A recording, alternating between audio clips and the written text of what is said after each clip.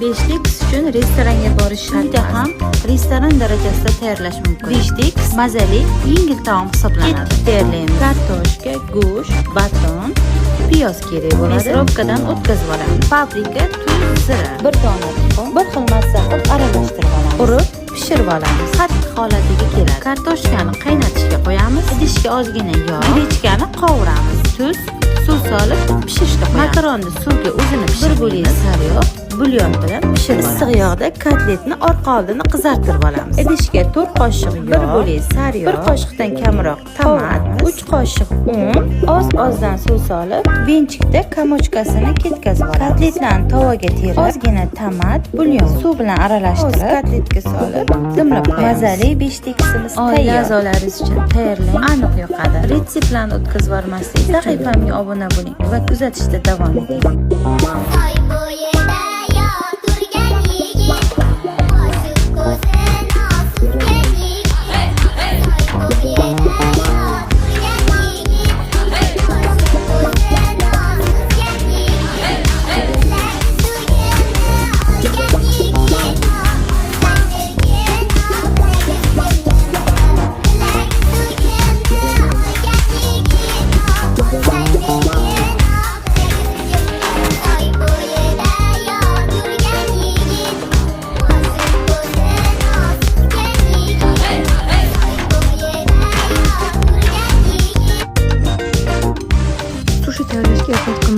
Sushi burger aynan siz uchun. Pishgan guruchga zapravkasini solib tayyorlab olamiz. Qolgan mahsulotlarni ham tayyorlab, bor listiga birinchi tayyorlab olgan guruchimizni solamiz va tekislab olamiz. Tvorogli pishloq, bodring, xohishga ko'ra baliq mahsulotlaridan solib, ustini yana guruch bilan yopib, ikkinchi nori bo'lagini qo'yib, dumonloq shaklga keltirib olamiz. Strichga 5 daqiqaga o'rab qo'yamiz. Ungacha klar tayyorlab olamiz. Klar oddiygina un va suvdan tayyorlanadi. Endi sushi burgerni klarga botirib, non talqoniga botirib, baland olovda ikki tarafi qizarguncha pishirib olamiz. Aslida qovurish shart emas, chunki ichidagi hamma narsa pishgan. Buni mazasini sizlarga ta'riflab bera olmayman. Ovozini eshitib, mana men degan sushi barlarga ham dam berib yuboradigan sushi burgerimiz tayyor.